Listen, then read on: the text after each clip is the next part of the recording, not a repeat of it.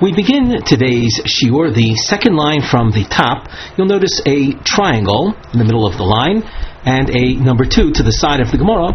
This represents the continuation of a series marking that we started back on Daf Ayin Gimel Amud Aleph, where the issue comes up concerning an orel, someone who is uncircumcised. What is his din with regard to Meiser Sheni? Is he allowed to partake of it? Now, in our shiur last time, we saw Rav Sheshis being introduced as holding that an orel is forbidden to partake of Meiser Sheni. However, the Gemara rebuffed his opinion in the discussion that we saw there, and hence we're picking up with that discussion, trying to find out what is the din of an orel with regard to Meiser Sheni. So here we continue with a source, a Tanaic source. Nishtairu boy tzitzin hama'akvin es hamila. There was a boy that was circumcised, but there were strips of skin that remained on his body that whose presence restricts the fulfillment of the mitzvah of milah. Harei ze'enu ochel lo b'truma v'lo b'pesach v'lo b'kochim v'lo b'meiser. He is, as a result of these tzitzin, strips of skin, he is classified still as an orel. So he cannot partake of the korban pesach, sacrifices, and not meiser, and of course not truma. My love, when this source says not meiser, does it not mean meiser dogon? So that you would see from here that an orel is prohibited in participating or in eating Meiser Sheni. Meiser Sheni, of course, in our last year we described it as one of the tithes that one separates from his field, from his produce, and the Meiser Sheni tithe is taken off from his produce on the 1st, 2nd, 4th, and 5th years of the sabbatical cycle, and the owner is to eat that in Jerusalem. However, if he is an orel, so he's not allowed to eat from that. And that is like Rav Sheshis had ruled. The Gemara rejects this loy, Meiser Behema. In our markings, you'll see that we've highlighted different kinds of Meiser. There's Meiser Behema, that's a tithe that one removes from each year's animal births, and there's Meiser Rishon. You can also see a double underline later. That's one of the tithes. That's a tithe that's given every year of the sabbatical cycle, every cultivating year. That's 6 of the 7 years. The 7th year being the Shemitah year, the sabbatical year itself. But each one of the 6 years, 1/10 of one's produce is given to the Levi. So here we have the Gemara rejecting the conclusion that Meiser Sheni, the fruit tithe, the produce tithe, is forbidden to an oil, but rather Meiser Behema. The Meiser referred to here is the tithing of animals. Just a word about that tithe: 1/10 of any given year's animal births is separated, and it is brought to the Beis HaMikdash by the owner as a sacrifice. The sacrifice, once again, is called Meiser Behema. The Gemara asks, if that's the case, Meiser Behema Hainu Kochim, in the very same source, mention was already made of Kochim, of sacrifices. Meiser Behema simply being a subcategory or an example of that. Why the need for citing Meiser Behema once Kochim was already mentioned? Therefore, it's more likely that we're talking about Meiser Dogon. The Gemara asks, one second, if you're really bothered about redundancy, l'tameich, according to you, Milo Tanan Pesach v'Kotoni Kochim, does it not teach Korban Pesach separate? Even though Korban Pesach is a sacrifice, it's a subcategory of Kochim, and hence the source doesn't hesitate to isolate or to mention specifically different types of sacrifices, even though it mentions Kochim. So you can't object to the Meiser Behema pshat simply because it says Kochim. But you can see that the style of the source is such that it mentions Pesach as well, even though the source mentions Kochim. The Gemara says that doesn't prove anything. Bishlama Pesach v'Kochim tzrichi. In fact, the citation of Pesach is not as a subcategory of Kochim, but it needs to be cited separately. And the Gemara now spells that out. The Tana Pesach, had the source just taught Pesach, Mishum da Arlus bePesach Ksiva. Because when you open up the Torah, you see in an explicit fashion the oral prohibition is written in the context of the Korban Pesach. Avol Kochim Eimolo, but as far as other sacrifices where the Torah is not explicit about the oral restriction, maybe an uncircumcised person is not restricted from other kinds of sacrifices. The Tana Kochim, and had the source taught just Kochim without mentioning Pesach, Havamino my Kochim Pesach, I would have thought that the reference to Kochim, the reference to sacrifices, in fact, is limited to the Korban Pesach. Therefore, by saying Pesach and Kochim, I understand that the oral restriction is not just the Korban Pesach, but it applies to other sacrifices as well. Elo Meiser Behema Lomali. Why, though, is there mention of Meiser Behema? Once you mention, in addition to the Korban Pesach, you mention Kochim, Kochim would include the Meiser Behema. So the presence of Meiser Behema in this Tanaic source would be, if Meiser is in fact Meiser Behema, is an absolute redundancy. Therefore, at this point, it would be more likely that the reference to Meiser is Meiser Dogon, and I would conclude that an oral is forbidden in Meiser Dogon. The Gemara says no. Again, a rejection. V'dilma Meiser Rishon v'Rebbi Meir he. The reference to oral being prohibited from Meiser is not Meiser Sheni. It's a reference to Meiser Rishon, the tithe given to a Levi. And we're telling you here that an oral cannot eat for Meiser Rishon, and this is in accordance with Rabbi Meir. The Omar Meiser Rishon Osir Lezorim. Rabbi Meir has a restrictive,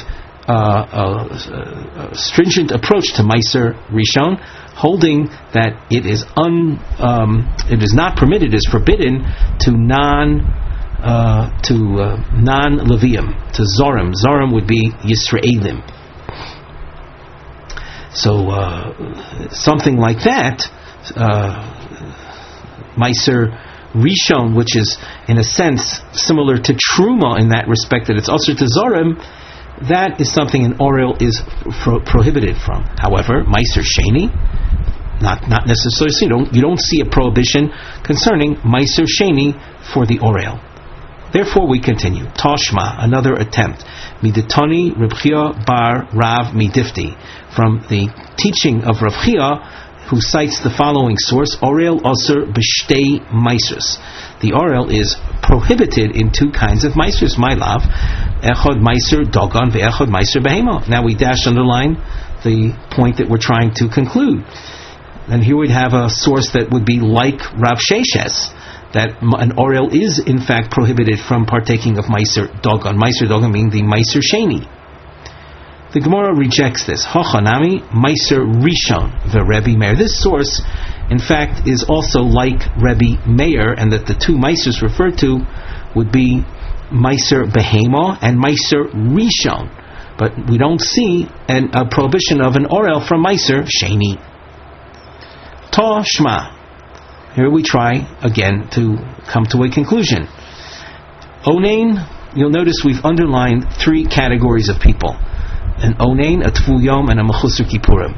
Onain, he is an individual whose close relative died but hasn't yet been buried. So during that interim period between death and burial of a close relative, the surviving relative is called an Onain. He's Osir B'Meiser, Umuter B'Truma U'B'Poro. You notice there's, in this list of categories of people or situations, you'll see Osir in one thing and Muter in two other things. You'll see that's sort of the pattern in this source. So the Onain is Osir in Meiser and Muter B'Truma U'B'Poro. Pora means the Pora Aduma. He is, if he participates in the processing of the Pora Aduma, it's okay. Tvul Yom, Osir B'Truma. A Tvul Yom is a person who had been Tomei and reached the end of the Tumo period, before sundown, he goes to mikveh. So the time after the mikveh immersion, prior to the setting of the sun, he's called a tvul yom. So someone in that state is osir b'truma, umuter b'para uva meiser. He's allowed to process a para aduma, and he's allowed to partake of meiser sheni. Mechusar kippurim. Now, a mechusar kippurim is a person that had experienced a certain type of tumah that requires not only immersion in mikveh and sundown, but the bringing of a sacrifice on the following day after the tumah period, or what we call the waiting period, the Yemei Tara have finished. So you'll find that a mechusar kippurim is that type of tumah that results in the bringing of a sacrifice. So someone who has gone to the mikveh, sundown has arrived, we're at the next day, but he hasn't yet brought the sacrifice necessary for total purification. He's called mechusar. Mechusar means missing, he's lacking. Kippurim, Kippurim usually means atonement. It's a reference to the bringing of that particular sacrifice needed to complete the purification process. So during that time, he's called mechusar kippurim, the time of that day, the day following the required sundown, so the time between the arrival of the next day and the actual bringing of the sacrifice, osir b'para, umuter b'truma uva meiser. A mechusar kippurim cannot process a para aduma, but he's allowed to partake of truma and meiser sheni. There's a Rashi that we'd like to note. In the upper part of the narrow lines, mechusar kapara, Tuma Dabaya Korban, a type of tuma, type of defilement that ultimately requires the bringing of a sacrifice, Kol Shelo Hepi Kaparaso, as long as he hasn't brought that sacrifice, Osir Ba. He is Osir in those things. The Mechusar Maisehu. He is, when we say Osir Ba, we mean he's Osir in Para, and as we mentioned. So he's also doing the para duma. Why? Because the mechusar maisu, he's lacking the fulfillment of an action, the action of bringing the sacrifice. Ukemishatum also alav domi. It's as if he is still tomei. The chol shekain tvul yom dila, and all the more so if he's only a tvul yom of that kind of tuma. Not all defilements result in the need of bringing a sacrifice, but a tvul yom, he is the individual that had experienced this kind of tumah that needs the bringing of a korban. So on the day before he brings the korban, he goes to mikveh. So at that point that he goes to mikveh, he's certainly going to be prohibited in doing the para aduma. The ikot tarti, you have two problems. You have that the sun hasn't set yet, and that he hasn't brought the sacrifices to fully complete his purification. Avol tvuyom de tumas meis v'sheretz. However, there's another situation of tvuyom. He's a tvuyom of a person who had been tomei because of defilement to the dead, or because of contact with a sheretz. Those are different types of creatures that the Torah says one who comes into contact with them after they're dead becomes tomei. Those are defilements that do not have as their purification the bringing of a sacrifice. So a tvul yom, that, let's say a tumas tomei meis, he's tomei for 7 days. On the 7th day, he goes to mikveh, and after sundown, that's the completion of the 7 days, he is then tohor. If he's a tvul yom of tumas meis, once he's gone to mikveh, or the sheretz is a 1-day tumah, that during that day, after he came into contact with the dead sheretz, he goes to mikveh. Muter ba, he is allowed to process the para aduma. As far as you'll ask, but he's still lacking the setting of the sun. But the setting of the sun is not something that is in his control. It's part of nature. The shimshom meila arva, it sets on its own. The lav mechusar maisu, he's not considered as if he's lacking some action. We don't say the setting of the sun is a maisa, is an action. Hilkoch. Also, when the Torah, in the case of Para Aduma, says V'hiza Torah al-Tomei, and we learn that the word Torah indicates he's Torah now, but still there's some element of Tumah that's upon him. And from this we learn that a Tvul Yom can do the can process the parah aduma. However, it has to be that type of tful yom that needs only the setting of the sun to complete the purification.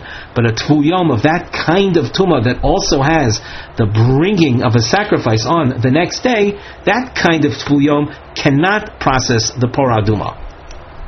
If we continue in the Gemara, after having read the end of the source Mechusi Kippurim, Osir b'par muter b'truma uva meiser, ve'im isa, if it were so that an orel is muter in meiser, so then nisni, you could have had orel featured in this source and read as follows: orel osir b'truma. There is one thing that he's osir in, the truma, muter b'par uva meiser, and two things that he would be muter in.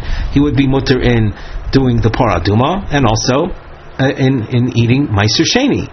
So, what do you see? The source didn't teach that. It must be like Rav Sheshes that the orel is osir in the meiser sheni. The Gemara rejects this. Hi Tana debei Rabbi Akiva hi. This Tana that holds that orel in fact is osir is according to the teaching of Rabbi Akiva, or the teaching of the source that was in the Yeshiva Rabbi Akiva, the marbi lei la'orel ketame, that includes the orel as being a type of tumah. Testanya Rabbi Akiva Omer ish l'rabbis es ha'orel. This we saw in one of our previous shurim, recent shurim, this particular approach, the approach that the orel is viewed as a tameh. And as such, we couldn't have taught that the orel is muter, is osir in truma alone and muter in parah and meiser. No, he's considered tameh, and hence he cannot do the parah either. So that in principle, it might very well be that the orel is muter in meiser, not like Rav Sheshes. That we concluded. We concluded seeing a source that said that indicated that the orel was osir not only in truma but in meiser as well, because if he was muter in meiser, it would have said that the orel is osir in truma and muter in parah and meiser. And since the source did not say that, we're trying to conclude that the orel in fact is osir in meiser as well. So here the Gemara is telling us, yes, the orel is in fact osir and meiser, but you can't say that this source is a majority, unanimous type opinion. Rather, it's the opinion of a singular authority, the opinion of Rabbi Akiva, if you will, that considers the orel like a tameh. And that's what we see in this Brisa Desanya Rabbi Akiva Omer ish, that posuk in Vayikra Perikov Beis mentions ish, that's a mitzora and a zav, and the double expression ish is l'rabbis es orel, and comes to include the orel. So once you say, like Rabbi Akiva, that the orel is considered like a tameh, the orel simply doesn't fit into the source above, being that the orel is osir not only in truma but in parah and meiser as well, as is the din of tumah. The Gemara continues. Let's just regarding that last point, so that you have a source that might have restricted the orel from meiser, but that's a singular opinion. Others, the majority opinion might very well be that the orel is muter in meiser sheni, coming out not like Rav Sheshes. Gemara asks, Uman Tana de Polig Ole de Rabbi Akiva. Rashi tells us that we had learned back on Daf Ayin Beis Omid Beis that an orel that does the hazov, the parah aduma, it's acceptable. So we want to know who is the Tana that argues with Rabbi Akiva, that says an orel is able to process the parah. Answer, Tana de Rabbi Yosef Habavli hi. It's the Tanakama in the following source in which Rabbi Yosef Abavli appears. But we're interested in the first opinion in this source. Desanya, Sreifas. The Sreifa means the burning of the Porah Duma done by an Oinein u'Mechusar Kippurim Ksheira. That's acceptable. Rabbi Yosef HaBavli Oimer Oinein Ksheira Mechusar Kippurim Psula. The Rabbi Yosef HaBavli, he says that he agrees on the Onein as being kosher, but a Mechusar Kippurim is not acceptable. And so now we have to fill in over here, and let's take a look together at Rashi where he fills in the necessary information. Hachi Garsinon Tana de Yosef HaBavli Tanakama de Yosef HaBavli. It's the first opinion, the opinion that precedes Yosef HaBavli in this source. The Omar Mechusar Kippurim kosher b'Porah, that someone who had been tomei and needs to bring a korban, and prior to his bringing of the korban, he goes and processes a porah aduma. That's okay.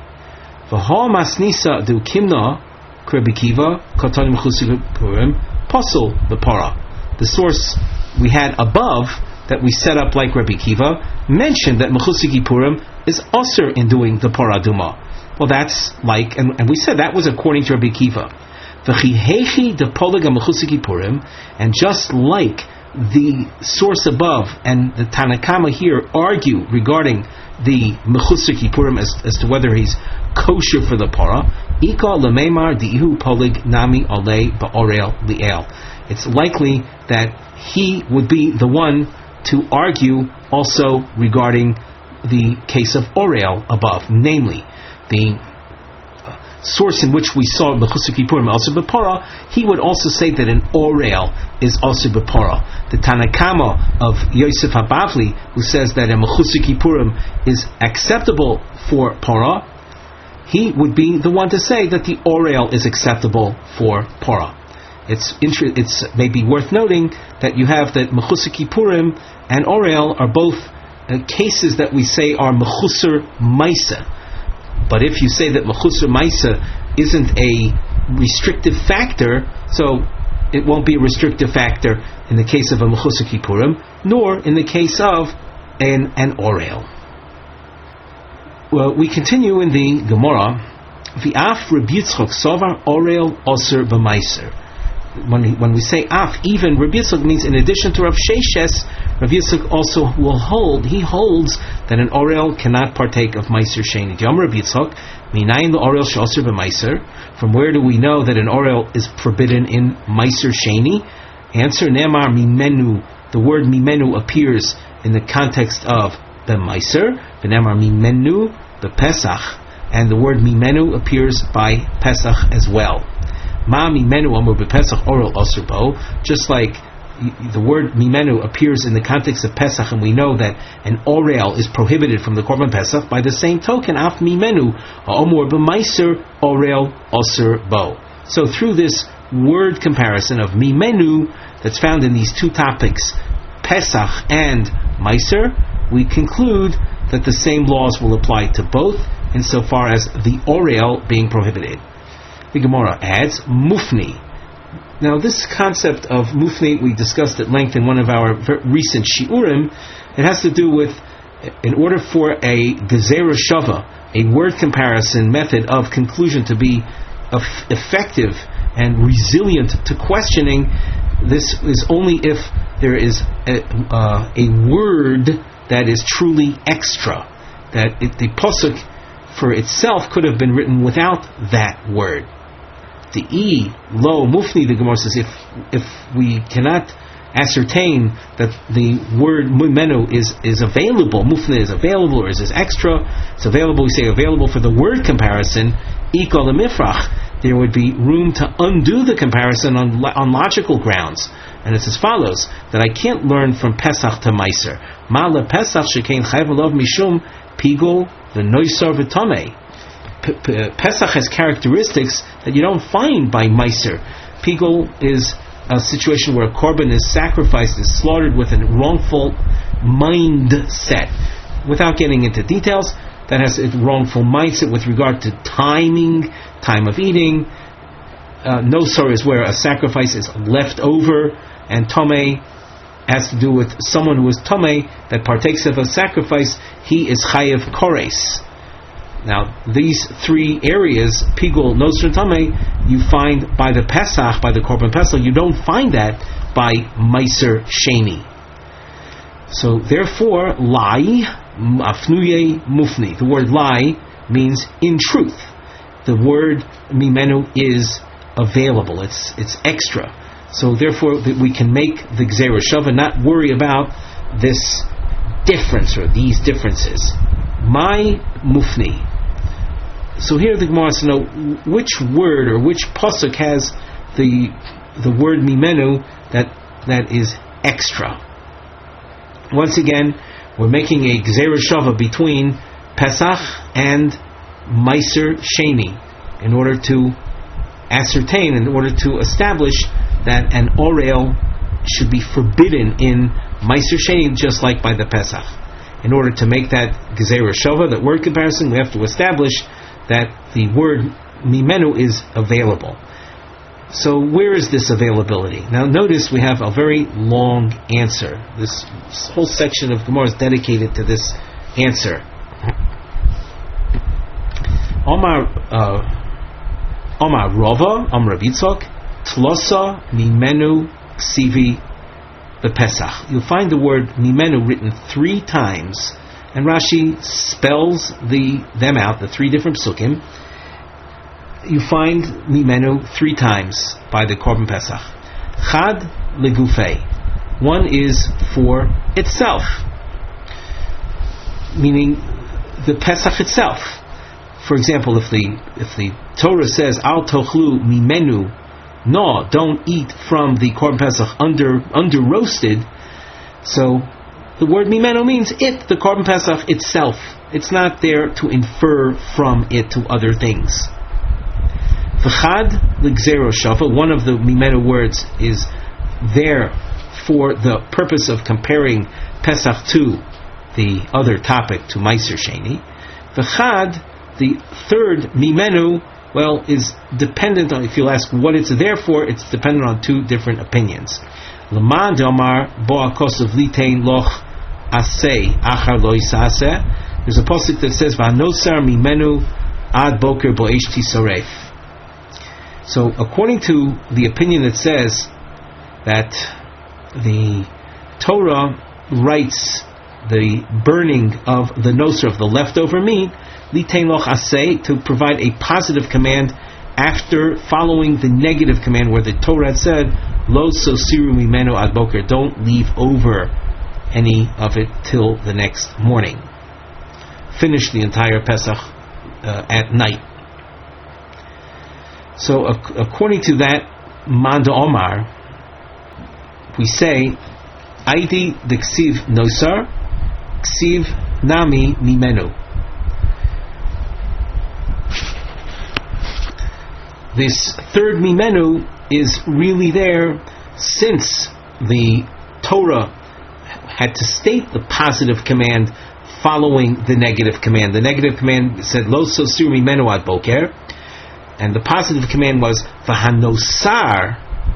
So since it has to say v'hanosar ad boker b'eish yisreif, it used the word mimenu as well. V'hanosar mimenu was stuck in there to provide a type of maybe lyrical balance, because right before that it said lo sosiru mimenu ad boker, don't leave over from it.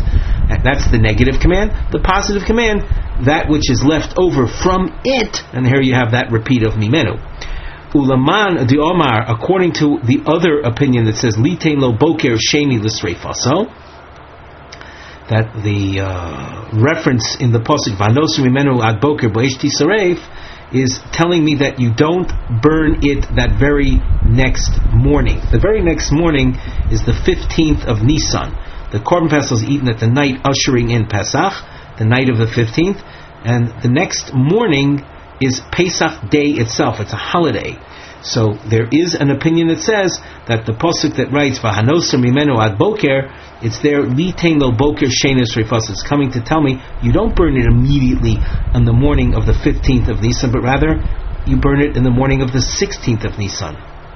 So Aidi Dechsiv Ad Boker, since the Torah had to use that expression Ad Boker, which indicates the burning of the leftover meat takes place on the Boker Sheni. So since it said Ad Boker, Ksiv Nami Mimenu. The word Mimenu is added for either you call it for clarification purposes or for lyrical balance. Tlosa Mimenu Ksivi B'Maiser.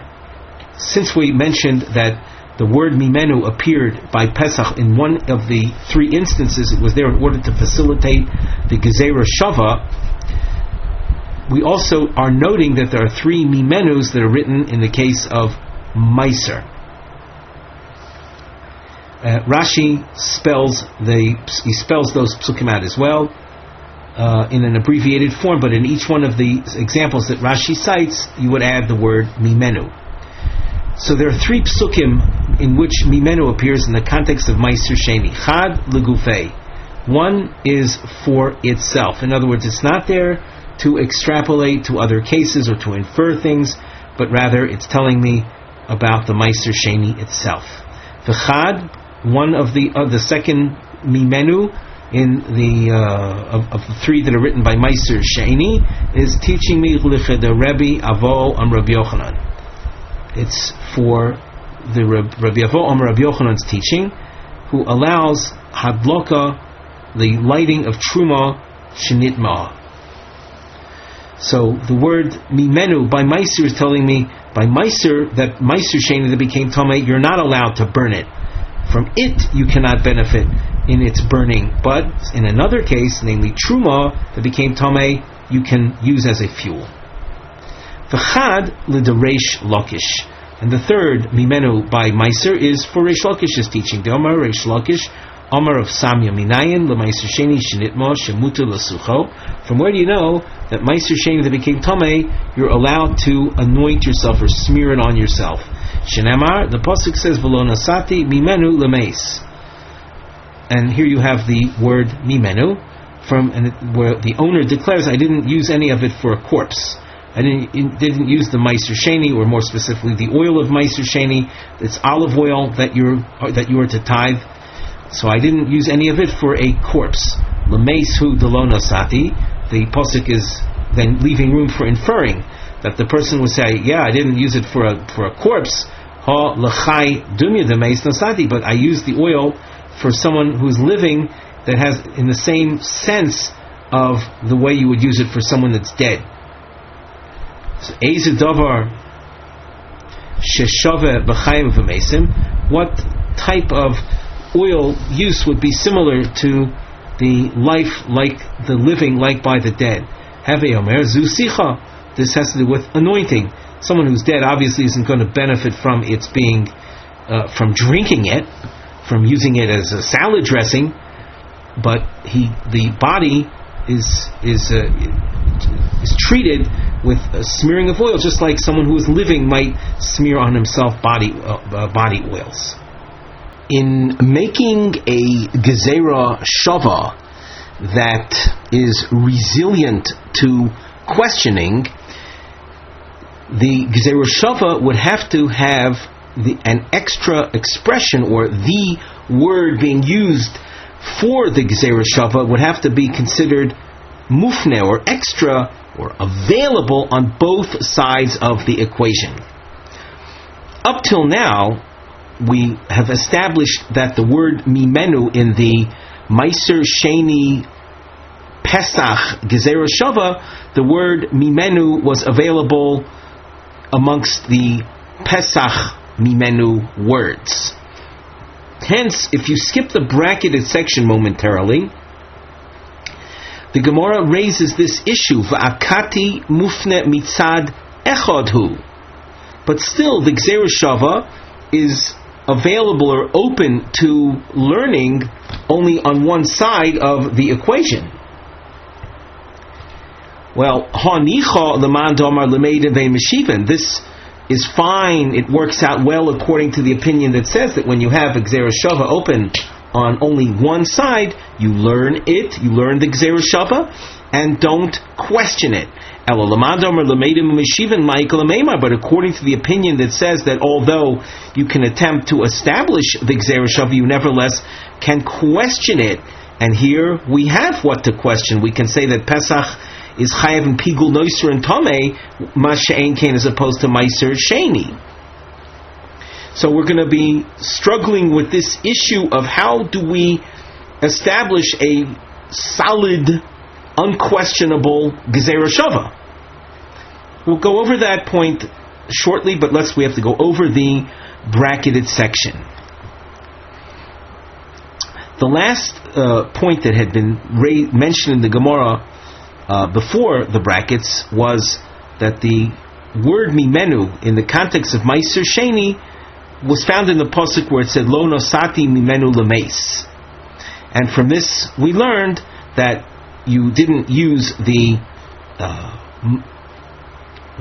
Meiser Sheni oil for smearing on a corpse, but for using it on someone alive in the same fashion that you would use it on a corpse, that would be okay. And this was what Rav Samuel's halacha was. From where do we know that Meiser Sheni that became Tomei, you can smear it on yourself? Now in the brackets, Maskif lo Marzutra. Marzutra says, who says that you see from here a source for using Meiser Sheni that became Tomei as a smearing, as an ointment? V'ema likach loy aroin v'tachrichin. When he declares, I didn't use the Meiser Sheni for the dead, maybe his intention is he's saying, I didn't use it for buying a coffin and shrouds. The Gemara says, no, that's not what the intention was. Omar Rav Huna Breid Rav Shua, mimenu means migufo. It has to do with the body itself. I didn't where the pasuk says lo nosati mimenu lemeis, I didn't use it itself, the oil itself, for the corpse, not the value of the oil for buying a coffin and shrouds, but the oil itself. Rav Ashi Omar lo nosati dumio de lo achalti. When the pasuk says lo nosati menu meis v'lo achalti menu b'tamei, we compare the lo nosati to the lo achalti. Ma lahalon migufo, just like in eating, you're eating the oil itself. Af kan, so too in the giving to the dead, lo nosati menu lemeis, he's saying I didn't give the oil itself to the dead, meaning smearing it on the dead. And from that, we were able to infer that to the dead, no, but to yourself, like the dead, meaning smearing it like you would have on a body, that you are allowed to do. We continue. V'akati, but still, mufne mitzad echadu. The Gzeira Shava was based on the availability of the word only on one side of the equation, namely on the Pesach side, as we said earlier. Does that mean that this Gzeira Shava is solid? Well, things will work out that I can make the Gzeira Shava. And of course, the conclusion of the Gzeira Shava is that an Orel would be Osir in Meiser Sheni just like he's Osir in Pesach, but that's if you assume you can make a Gzeira Shava like this that has the available, or the word free and available for this purpose on only one side of the equation. But according to the other opinion in making Gzeira Shavas that says it has to be open, if it's open only on one side of the equation, you can challenge it. So, and here there is what to challenge. As we said earlier, Pesach is not really comparable to Meiser Sheni, and that Pesach has additional stringencies associated with it, and that's why the Orel would be Osir by the Pesach and not necessarily by the Meiser Sheni. So the Gemara answers, I'm now going to make the Gzeira Shava open on both sides of the equation. Hach de Rebbe Avo, that Hadloka with shemen of truma that became tamei, which we thought originally was learned from the mimenu word by Meiser Sheni, from which we inferred Meiser Sheni lo bi'arti mimenu b'tamei, that Meiser Sheni, when tamei you cannot use as fuel, but truma you can. No, that's rather mida Rav Nachman Omar Rabba bar Avua Nafka. The Omar Rav Nachman Omar Rabba bar Avua. From Rav Nachman's teaching, we will learn that truma that became tamei can be used as a fuel. Mai dichtiv vani hine nosati loch es mishmeres trumosoi. The word trumosoi is here in the plural. B'shtei trumos hakosim bedaber. The pasuk that says, "And I have given unto you my trumos," is talking about two kinds of truma. Achas truma torah, achas truma tamea. One being tahor truma, the other being tomei truma. The Omar Rachmana loch, and in the same pasuk it's saying Nei Sati loch means shelcha tehei lahasoka tachas tefshilcha, that even truma tamea you are entitled to benefit from. In what capacity? As a fuel. To lahasoka is to burn it as a fuel. Tachas tefshilcha, under your pots that contain food that needs to be cooked.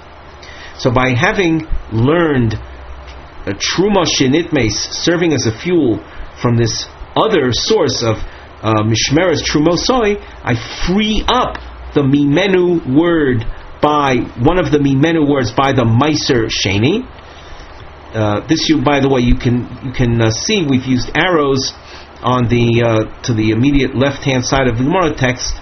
You can see where we made reference to Rabbi Avo on Rabbi Yochanan earlier, where one of those mimenus was used for this halacha of truma shenitme serving as fuel. So we're saying no, it's not learned from the mimenu over there by Meiser Sheni, but rather it's learned from Rav Nachman's teaching that we just had, Mishmeres Trumosoi.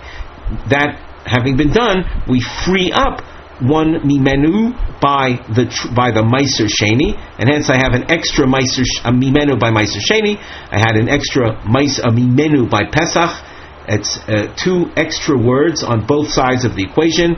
Hence we have a Gzera Shava that is solid, and from this we were able to derive Rabbi Yitzchok's teaching before that an orel is prohibited in Meiser Sheni, just like he's prohibited by the Korban Pesach.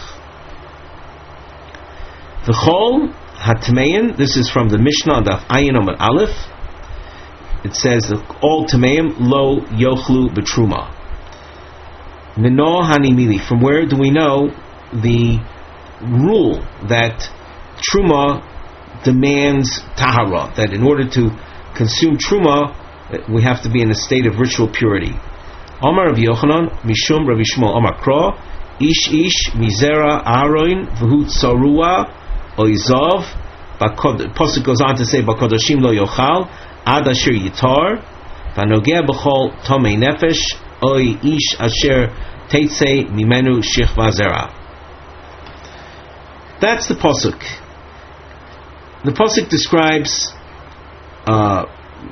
people from the descendants of Aaron, and that are tomei, like a somitzora or a zav. It says, "Bakodoshim lo yochal," they shall not eat from that which is holy. Zehu davar sheshove. We continue at the top of Amud Beis. Bezaroi shel Aaron. What thing is common to all the seed of Aaron, to all the descendants of Aaron? Heve omer zu truma. That is a reference to truma. Truma is something that all the descendants of Aaron are able to benefit from. And when we say all the descendants of Aaron, we're talking about males and females. All of them can benefit from truma. So when we ask the question, from where do we know that tameim shall not eat from truma, this pasuk describes different kinds of tameim, and since it's talking about the Zer Aaron, the kotshim word in the pasuk is v'kotshim lo yochal. It's saying, in effect, they shall not eat from truma. Lo yochal means they shall not eat from the truma. So someone who is tamei does not eat truma. The Gemara questions. V'emal b'chazav v'shok. Maybe b'kadoshim that's referred to in this pasuk is a reference to the sections of sacrifices that a kohen receives, as is the case in a korban shlomim.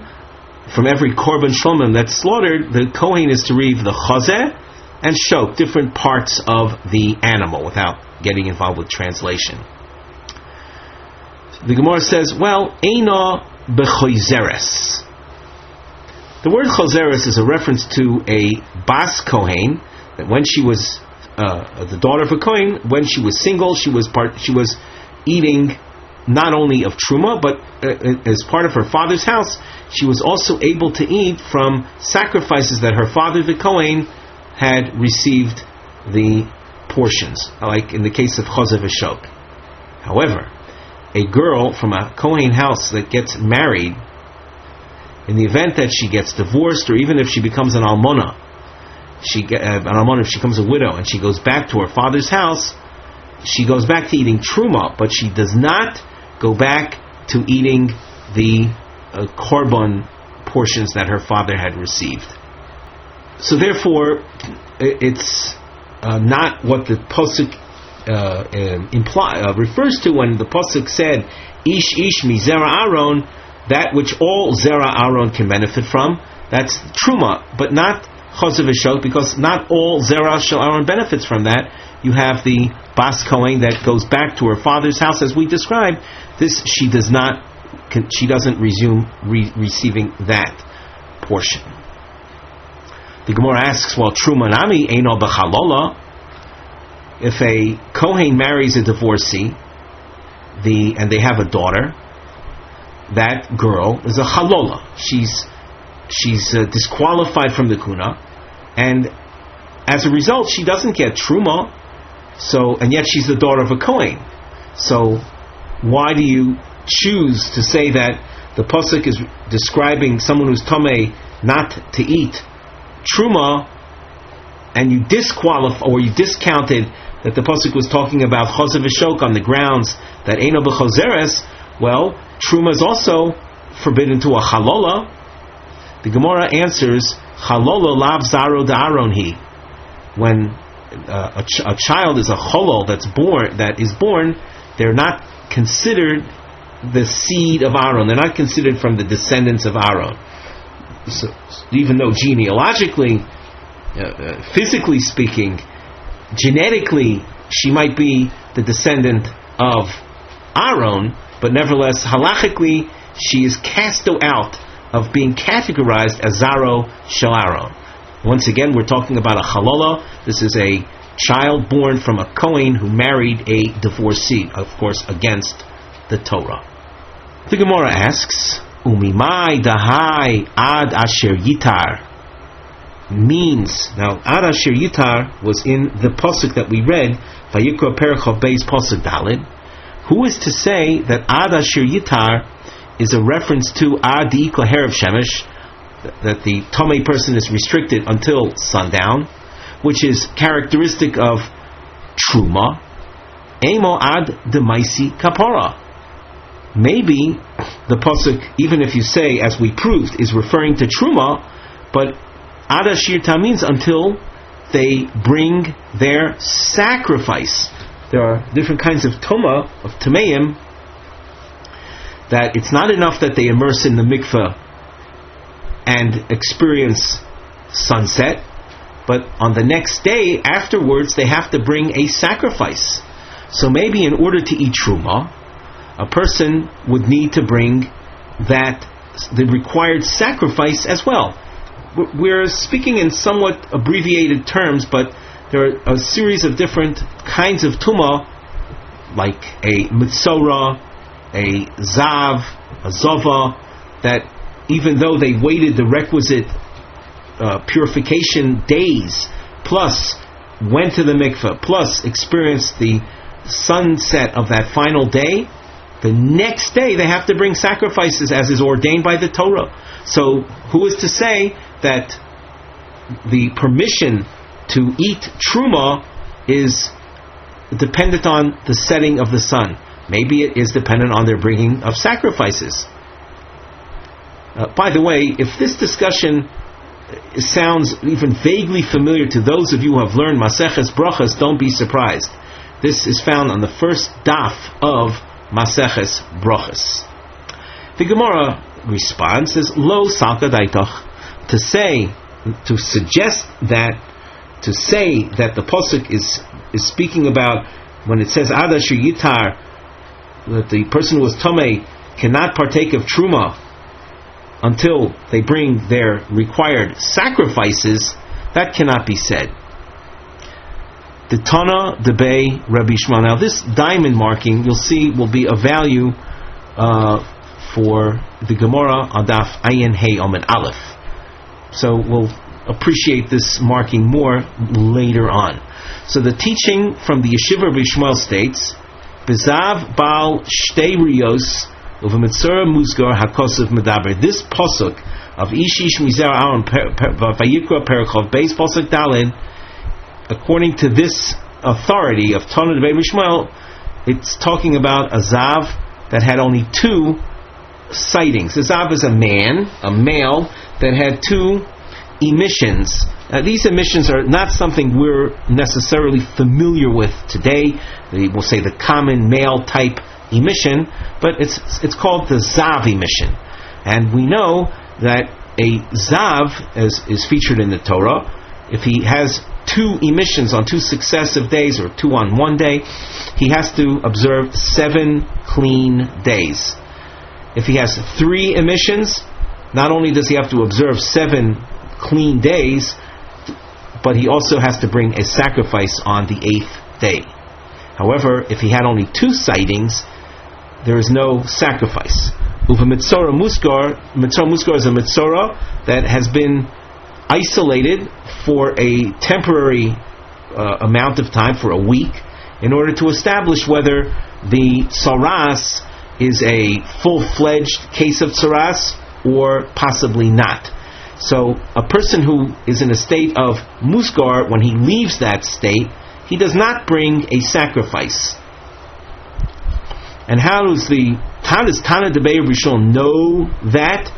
Because in the pasuk, reference was made to Tomei Nefesh, someone who had been defiled to the dead. Dumya de Tomei Nefesh, Ma Tomei Nefesh de Lav Bar Kaporahu, just like someone who experienced Tumas Meis does not bring a sacrifice at the end of the 7-day defilement period. Hani Nami de Lav B'nei Kaporaninu. The reference in the pasuk to the Mitzora and the Zav is a type of Mitzora, a type of Zav that does not bring sacrifices. And as we said, the Zav, it's a Zav had 2 sightings, and the Mitzora that was only in the Muskar state. That's the state where he was isolated for a week and possibly an additional week in order to determine whether the Tsaras is full-blown or not. They do not bring sacrifices, called Lo B'nei Kapora. Avol, the Bar Kapora. We go back. We skipped a little bit. V'ema, the Gemara asks, we said till now that a person who was defiled, in order to be able to partake of Truma, he has to wait till sunset, but no more. He doesn't have to wait till he brings sacrifices. The Gemara asks, V'ema hani mili, when do we say that the setting of the sun is enough to serve as tahara, purification for the person who was tamei? That's the lav bar kapora. That's only if he experienced a type of defilement that doesn't have a sacrifice brought with it. Then we say, okay, upon sunset, the individual now becomes permitted in partaking of truma. The Kohen who had been Tomei will now be able to partake of Truma. Avol, the Bar Kapora. However, if the Kohen were involved in that type of defilement that does have a sacrifice brought after the waiting period, maybe Ad de Maisi Kapora, that he's not allowed to eat Truma until he actually brings that sacrifice on the following day. Vesu Hadisnan. And furthermore, I have another question. It says in the following source, Toval v'olah oichel b'maiser. A person who had been tamei, once he immerses himself in the mikveh and then arises from the mikveh, he can eat maiser sheni. Heriv shimsho oichel b'truma. If that same person who was tamei went to the mikveh and had and experienced sundown as well, then oichel b'truma, then he can partake of truma. Hevi kapora oichel b'kotshim. Once he brings the requisite sacrifice for those kinds of tumah that demand the bringing of a sacrifice, once he brings the sacrifice, that kohen, that individual, can now partake of eating other sacrificial meat. Minah lon. The information contained in this source, from where do we know that? And part of our question is also, how do we know that a person who had been tamei, a type of tumah that requires the bringing of a korban, in order to eat from truma, doesn't have to wait till that particular korban is brought? Where do we know all this from? Omar Rava, Omar Chisda, Tlosa Kroi Ksivi. There are 3 psukim. And from the 3 psukim, we will establish 3 different standards. Ksiv velo yochal min hakodoshim ki im rochatz besor b'mayim. There's one pasuk that says that a person is not to eat from that which is holy unless he immersed in water, in a mikveh. Ha rochatz tohar. And then we could infer that, well, if he does rochatz, if he does immerse in the water, he becomes tohar. Uksiv. There's another pasuk that says uvo hashemesh v'toher v'achar yochal min hakodoshim.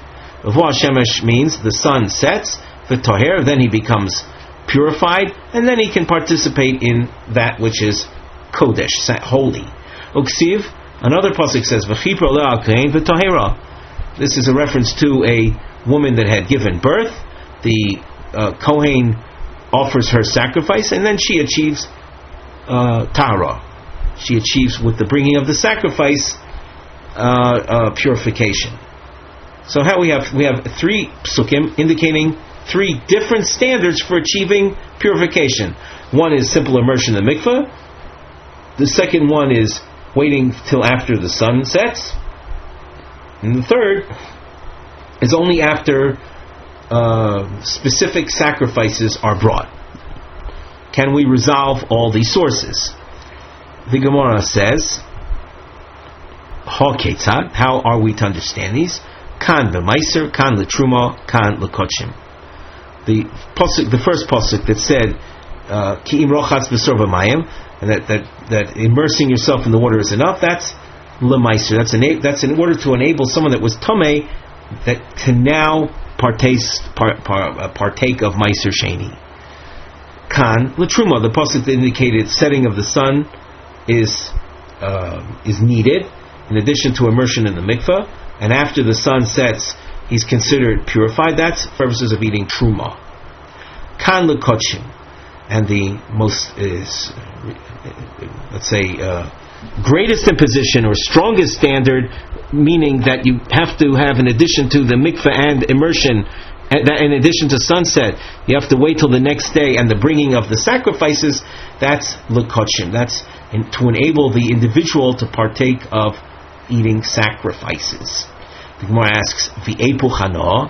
Maybe we should switch things around and say the standard that we apply to truma should be applied to meiser, and the standard we apply to meiser should be applied to truma. So the Gemara says, "Mistabro truma adifa." It's more likely that truma will require more in order to achieve purification. Shekain machpaz, because it has 4 characteristics that are featured by this abbreviated expression, which we, by the way, saw before on Daf Ayin Gimel Amid Beis. They represented Misa, Chomesh, no Pidyon, and Isur Lazorim. So that you see that Truma has these special characteristics that you don't find by Meiser Sheni. Hence the greater stringencies applied to achieving Torah for Truma eating. Adarabba, Meiser Adifa, Shekain hadas tav. I could argue that meiser is stronger, has more it has special considerations, as the abbreviated expression alludes to. And Rashi goes through them. If we look at Rashi a couple lines up from where we are, hadas tav havo asmokom, meiser sheni as opposed to truma must be brought to Yerushalayim. Vidui, there's a verbal declaration. V'yosel oinein, an onein cannot partake of meiser sheni as opposed to truma. Ulevar mimenu betuma, the rules regarding what you do with it when it becomes tamei, you find them more restrictive in the case of meiser sheni than you do by truma. The oichloi betumas atzmo loke, and one who eats meiser sheni that itself became tamei is subject to malchus. V'chayev bebior hey v'chayev bebior. And what Rashi does now is he takes each one of those letters hadas tav and shows what they are associated with. See, the hey is havo, the hey being the first word of that word havo, needing to bring it to Yerushalayim. Dalid is from the word vidui, samach from the word osul oinein, tes tuma, beis bior. And all of these 5 characteristics you don't find by truma. So maybe the higher level of Torah required, or the additional factors that are required, will apply to meiser and not to truma. Gemara says, "Afilu hachi miso adifa." Even so, even though meiser sheni has more characteristics of stringency than truma, nevertheless, truma has something that meiser sheni does not, and that is the potential for death at the hands of heaven when it comes to the misconduct in the context of truma. Rava Amar below misadifa. Rava says even without that consideration, nami lo motzes amris, you still could not suggest that the stronger standard of purification should apply to meiser over truma. Omar kro nefesh. The pasuk says, the pasuk that it said ki'im rochatz besaro, it mentioned in that pasuk nefesh kisigabo. So we see from that the first pasuk was talking about. Well, let's continue reading the Gemara. Since you see in that pasuk, the first pasuk cited in this list of psukim, ki'im rochatz besor b'mayim, ezu davar sheshava b'chol nefesh. What type of tithe is equal amongst all people? All Jewish people have equal access to it. Heve mer zeh meiser. That description is true of meiser. You wouldn't say that of truma. Truma is not shava b'chol nefesh. Only kohanim participate in truma, but meiser sheni is something that has relevance to everybody. Vakati, but still, we're going to resurrect an old question. Vakati hani mili. It might very well be that the the immersion in mikveh would be enough. That's heicha delav bar kapora. That's when you're dealing with a type of tumah that has no sacrifice. And if we say, we should maybe just add, and when will I say that herav shemesh is enough for truma? I'll say herav shemesh is enough for truma. That's only when it's a type of tumah that didn't have a korban associated with it. Aval heicha de bar kapora. If, however, a person, let's say a kohen was tamei, he was a metzora, or he was a zav, which is a kind of tumah that requires the bringing of a sacrifice, ad de maisi kapora. That kohen will not be allowed to partake of truma until he actually brings that sacrifice. How do you know not so? How do you know to say that for truma consumption, all that's necessary is the setting of the sun without the waiting till the next day to bring the korban, even if it's a type of tumah that has a korban associated with it.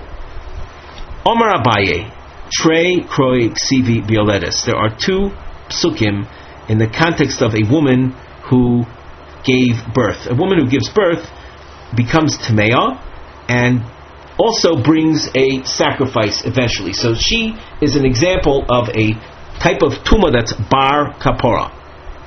This house shape is explained under the Mivneh heading, Simun Shem Yuad Litzor Kesher Bein Abai Rav Shisha Breder Rav Idi Shemak Sholav. Later we'll see Rav Shisha who challenges what Abaye says now. So now, what does Abaye? What does he say? The general topic has to do with how does one achieve Tara for the eating of Truma. And we've said for the eating of Truma, all you need, in addition to the immersion in the mikveh, you need sundown. And that, by the way, that halacha applies even to those kinds of Tuma that have sacrifices associated with them. So Omar Abai, Trei Kroi Ksiv Bioletus. There are two psukim in the context of the woman who gives birth. Ksiv Ad Melois Yimei Tahara, Kevon Shemolu Yomeha Tahora. That the Yoletus is considered a type of Tuma, quasi Tuma, until the completion of her Tahara days. In the case of a male birth, till the end of the 40th day. In the case of a female birth, it's at the end of the 80th day since she had given birth. So one pasuk indicates Ad Melos Yemei Torah, which we said Kevon Shemolu Yemei Torah, that once she completes that requisite number of days, that's enough for her to achieve purity. Uksiv v'chiper oleh kohen v'tahira. But there's another pasuk that says that the kohen shall atone for her. That's a reference to the bringing of a sacrifice, and with that the woman achieves Tara. So we have to make up our minds. One pasuk says just with the completion of the waiting days, and the other pasuk says that Tara is not achieved unless a korban is brought in effect the day after the waiting days of purity were experienced. So how are we to resolve these two psukim? Number one indicating just passage of days, pasuk number two indicating the necessity of bringing a sacrifice. So kan l'truma, kan l'kochim. When it comes to achieving purification for truma, so it's enough that the requisite number of days passed since the original tuma. The pasuk that says that mere passage of days is not enough, but there has to be the bringing of a sacrifice, that's l'kochim. That's to enable the individual that was tomei to partake of sacrificial meat. So in order to partake of sacrificial meat, we have the higher standard, namely the bringing of the korban. The Eipul Chana, maybe we should switch these standards around, that in order to be allowed to eat Truma, you would have to bring the sacrifice that is demanded by the Torah for that kind of Tuma. That's for Truma. And for Kochim, you don't need that. You don't need the bringing of the sacrifice. So once again, for Truma, we would say that you have to bring the sacrifice, and for Kochim, no, it's enough that there was sunset of the last day of purification, of waiting. The Gemara says no. Mistabra kodesh chamur. It's more likely that kodesh, that sacrifices need the more stringent approach, namely that it's not enough that the days pass, but on the conclusion of those days, the next day a sacrifice has to be brought as well. That standard should apply to kodesh, to sacrifices. Shekain pank achas.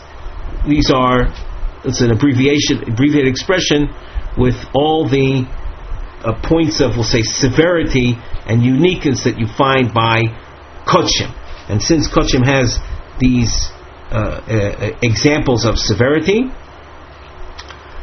so it will require the higher standard in order to achieve purification, in order to eat sacrificial meat. Adarabba, the Gemara says to the contrary, Truma chamura, we find more stringencies applied to Truma. Shikain machbaz, and here again we see that abbreviated expression, and we explained earlier what those refer to. But those four elements, Misa and Choimesh, Ein Lo Pidyon, and Asur Lezorim, those four elements are stringencies that you find by Truma and not by other things. So why is it that you're choosing to apply the standard of severity to Truma, to Kochim and not to Truma? Maybe we should apply it to Truma, not to Kochim. Gemara says Hanach Nefisha, and you find more areas of stringency by that are there is a characteristic of Kodshim more than the number of points of stringency that is characteristic of Truma.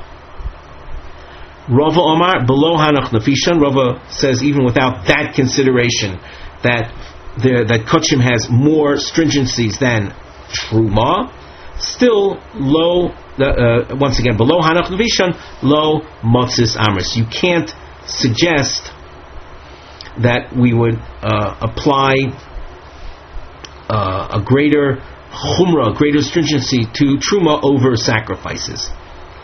Why? Why lo matzis amris? Why couldn't you say that? Amar kra v'chiper oleh hakohen v'tahera. That pasuk v'chiper oleh is a reference to the bringing of sacrifices after a person was tamei. Michlal shehi tamei. This implies that a person, even though they had gone to mikveh the day before and the sun had set, they're still considered tameim.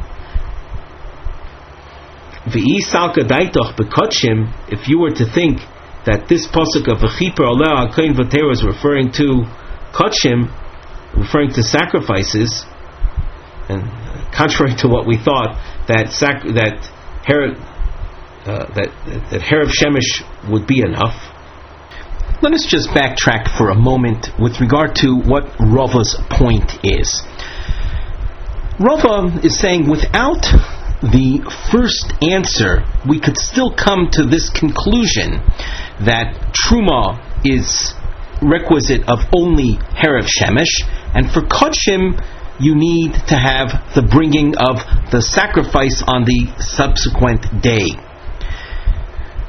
Rava tells us that even without the fact that Kodshim have a higher standard, have more stringencies, it still could not possibly be that for Kodshim the setting of the sun would be enough.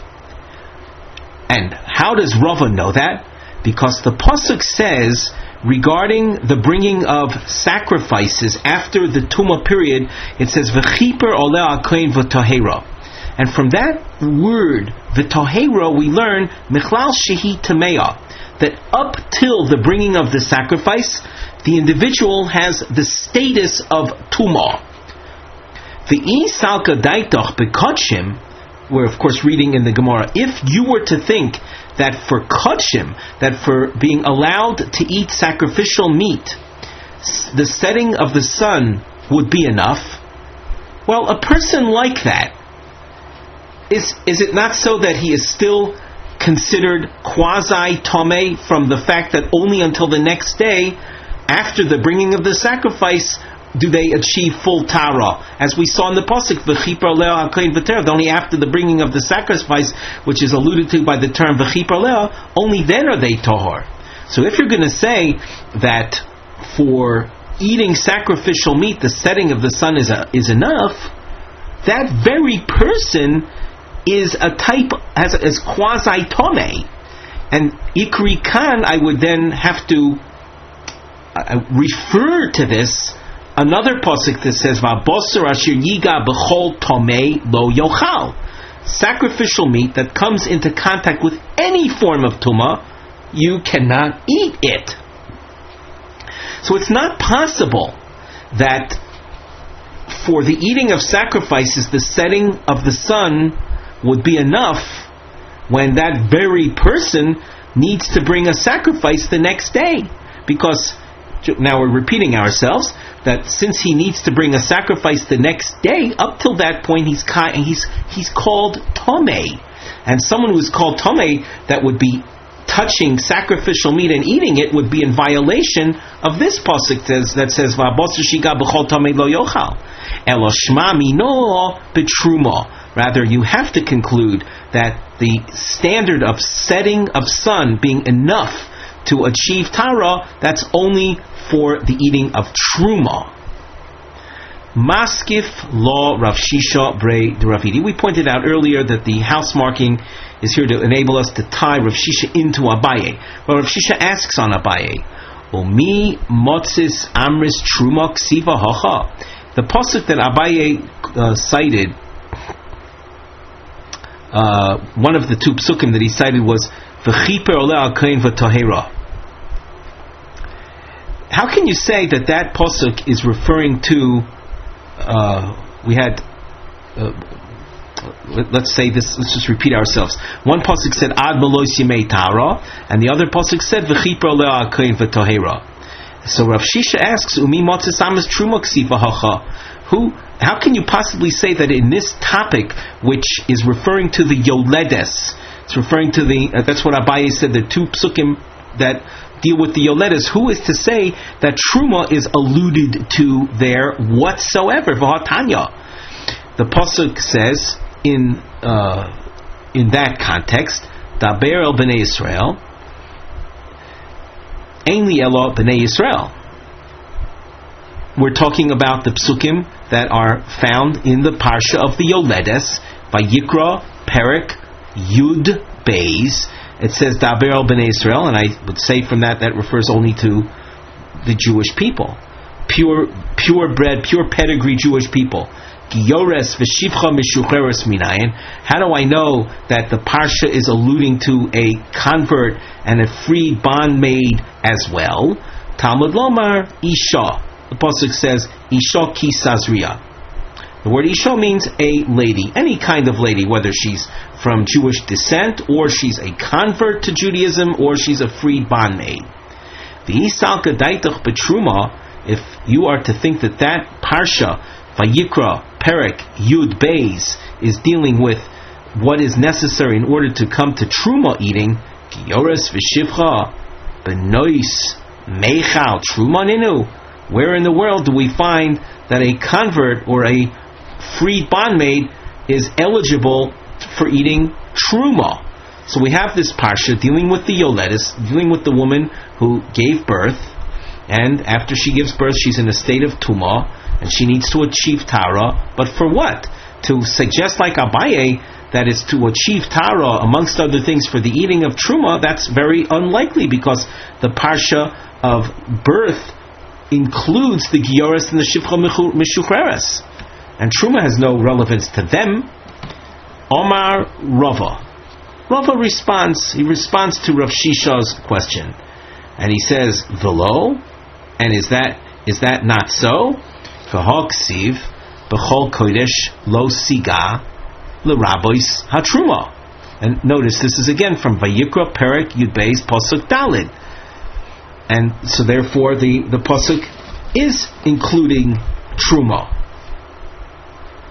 Elo kro mili kachashiv. Rather, the pasuk is dealing with several different topics. Uktlosa kroi betruma lamali. What do I need? 3 separate psukim by truma. In other words, for what do I need 3 psukim? Now, as far as you're probably wondering, what 3 psukim are you referring to? So Rashi enumerates on the 3rd line from the top.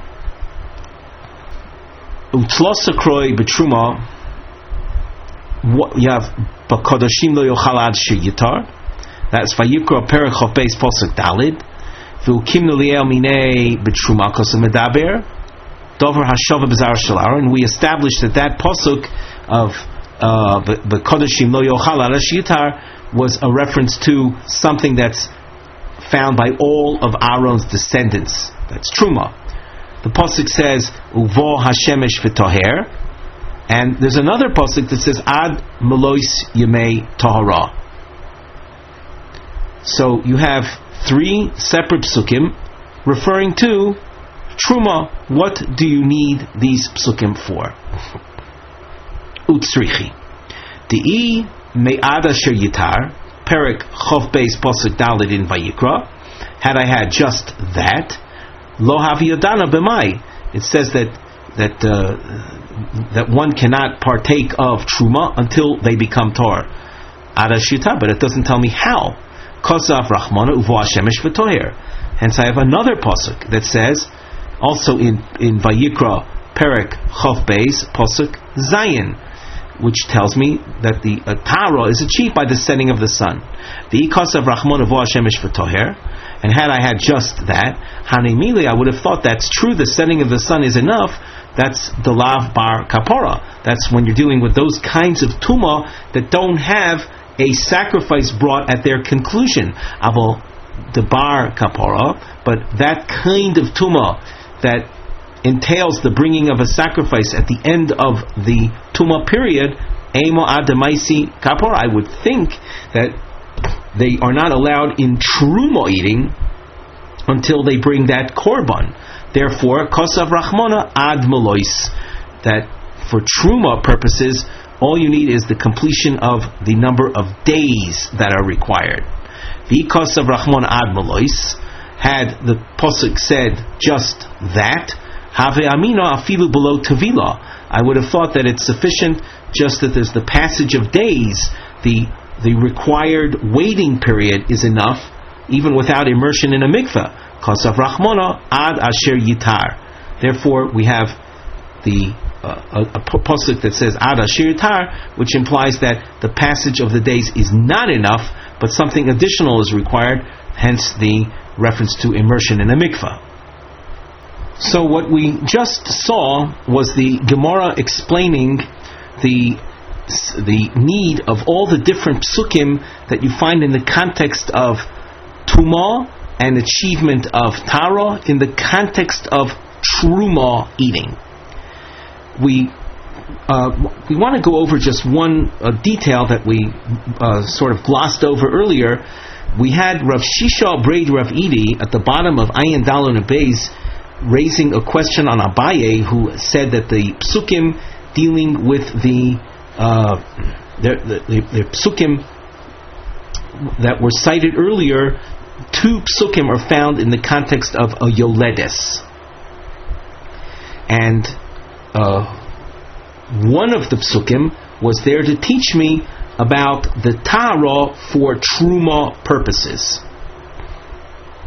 Rav Shisha had asked, how can you say that truma is found in the parsha dealing with the yoledes, the woman giving birth, when the Torah mentions that not only do the laws of tumas yoledes apply to a purebred or genealogically pure Jewess, but it applies also to a convert to Judaism as well as a freed bondmaid. So those kind of women have no connection to truma. Therefore, the parsha that deals with the yoledes is most likely not dealing with the yoledes in the context of her coming to eating truma, contrary to what Abaye had said. Rava says, how can you say that it's not referring to truma when we have, as the Gemara cited at the top of our Omid Ayin Hey Omid Aleph, it said B'chol Kodesh Lo Siga, which includes truma. Again, psukim from the same context. Therefore, and this is the point we didn't emphasize earlier, but on the second line from the top, the Gemara Rava says Elokra Mili Kochoshiv. The psukim that deal with the yoledes mention different topics. It mentions, on the one hand, that the laws of tumas yoledes apply not only to purebred Jewesses, but apply also to a convert woman to Judaism who bore a child, or to a freed bondmaid who, after her freedom, bore a child, that these women are also liable to ritual defilement, to tumah. However, there is also reference to how one achieves Torah for truma purposes, and Eino Chinami, that aspect does not apply to the Gyoros or Shivcha Mishucheres, because they don't have any connection to truma. But one, as we said, one doesn't preclude the other. The Pasuk Mili Kotoni deals with different topics relating to the yoledes.